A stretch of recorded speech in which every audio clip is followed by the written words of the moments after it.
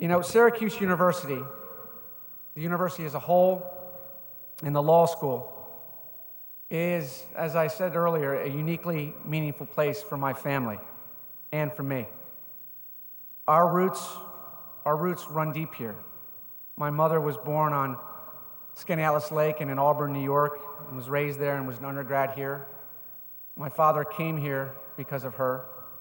My uncle was here and now is married to my aunt. My cousin went here, another uncle. And they have all been students, and this is our alma mater. But it is more than that. It is literally part of my family's foundation. So you inviting me here, Noah, and the students, whether you knew it or not, have bestowed upon me one of the greatest, if not the greatest honor that I've had in my relatively young public life. I'm profoundly grateful for the opportunity to address you from this podium. I sat in your seats, obviously, not long ago. At least it doesn't feel that long ago. Perhaps for some of my professors, it is, they wished it was a little longer ago. I want to recognize some of them are here today. The dean, obviously, who's I had as a professor, Professor Banks, who taught me and has made great career in professorship and scholarship on behalf of this university and really the national security of this nation. Many others I don't have time to recognize, but I've tried to when I got here. Professor Surratt, who's in my thoughts and prayers, and I know that of my classmates, but also especially Professor Maroney, who taught me and counseled me and mentored me, not just in the classroom, but in the halls of the law school, and also did the same for my father. Thank you for what you've done for me and my family. Because I'm not so far away from the day that I graduated from Syracuse, I don't pretend to offer you the wisdom that a lifetime of experience offers. I would like, however, to offer you an observation about being a lawyer, about being a military lawyer who was deployed in Iraq and as an attorney general. I believe that the practice of law, which sometimes gets knocked around, is one of the most honorable professions in our society. Not only in how we interact with our colleagues, but also in how our actions affect our clients, our families, our communities, and yes, even our adversaries.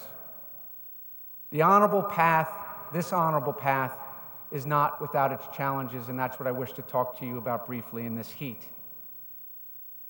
In the 17 years since I graduated, and I don't like saying that, the 17 years since I've graduated from this great college of law, I've seen that for many of us, it becomes increasingly easy to rationalize our actions in the name of expediency, when facing difficult decisions, to choose a path where the ends justify the means.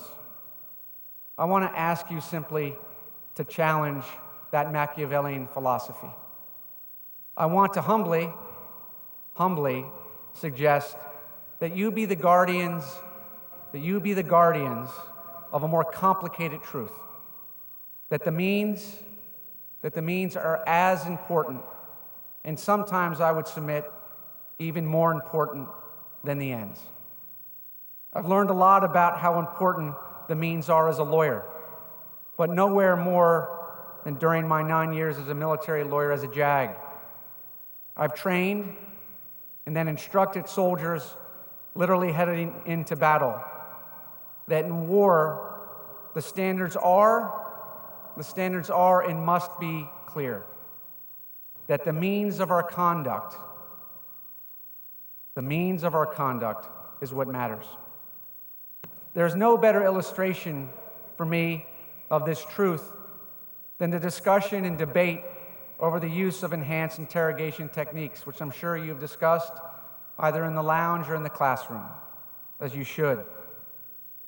Nearly 10 years ago, an assistant attorney general, a patriotic man in the U.S. Department of Justice, wrote a now famous memorandum that defended his clients' use of enhanced interrogation techniques as a means to achieve an end that was indisputable. At the same time, military lawyers, JAGs from each of the branches of our armed forces, those who not only know our interrogators, but also know the American troops who could one day be interrogated themselves by the enemy, disagreed with their client's desired means, and wrote a strong opinion repudiating these techniques. I'm not here to make a judgment about these two opinions, but together, these two legal opinions form from very, very smart and patriotic men and women, form an excellent lesson. It is exactly when the stakes are the highest that the means matter the most.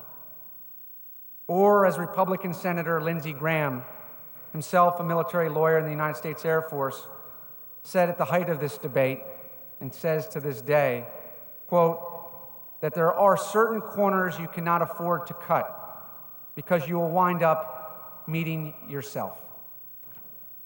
The question of ends versus means is presented all the time in the practice of law, and you've learned it here at Syracuse. When the world thinks of lawyers, not everyone thinks of Atticus Finch, but I sometimes do. But they should, I think, of Atticus Finch when you think about the law. We want our counselors who fight for what's right, but sometimes we live in a culture where lawyers too often fight for what the client demands. And the more powerful the client, the more compelling the demand on you as lawyers. And our ability to rationalize cannot and should not be underestimated. As Senator Graham and the military lawyers know, if the rules are not clear, a slope has been oiled. And when slopes are oiled, you can only ride them in one direction.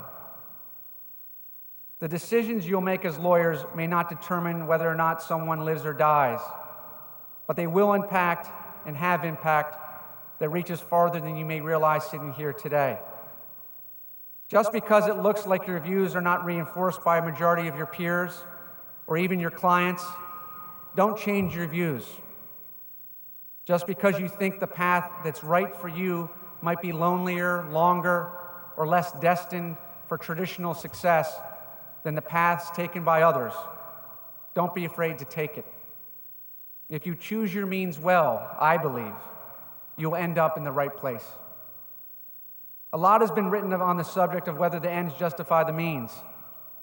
Consider this quote from Justice Brandeis in a famous dissent in the Olmstead case, in which he said, "To declare that in the administration of the criminal law, the ends justify the means, to declare that the government may commit crimes in order to secure the conviction of a private criminal would be a terrible retribution." Justice Brandeis said this in 1928, another time in our history when America was poised on the edge of seismic cultural shifts, political shifts, as well as international standing, questioning our international standing. What Justice Brandeis said then is as applicable to today to individuals as it is to governments. You'll be lawyers in your profession, but now, knowing what you know, you'll also be leaders in your communities and among your friends and families and states. In those more private, equally challenging courtrooms, you will face similar cycles of testing and retesting. And you'll find peace when there are certain rules that are not malleable. Your conscience, for one. Your conscience should never be malleable. Your values, for another. These are your means. Along with the learning you now possess from these great professors, these are the things that will guide you. When you betray your values, you, to take Brandeis's words, breed contempt for the values everywhere. Today, and I'll end with this week, in fact, these last 10 days, in the still short wake of an historical act of heroism and closure for America by our armed forces, it is an appropriate time to reflect on the importance of means. When something seems easy, it's time to question your assumptions and to challenge yourselves. I believe we must all strive to recognize that moral codes matter, that we are interdependent, that the means of our conduct must be driven by our conscience, our values, our knowledge, and yes, above all, our laws. And that our conduct cannot be blinded by even the most laudable ends. In closing, Winston Churchill once said that the price of greatness is responsibility. The price of greatness is responsibility. That is true for our military, and that is true for you here today. You leave Syracuse today with a powerful body of knowledge and skills, but also with a responsibility. A responsibility, as Noah referenced, a responsibility that is desperately needed at a time of historic challenge for our nation, both economically and internationally. With the opportunity you have to make our community, our nation, and this world a better place. Thank you for including me in your commencement exercises. I look forward to shaking your hands when you receive your diploma. God bless you, and God bless the United States, and God bless our armed forces. Thank you.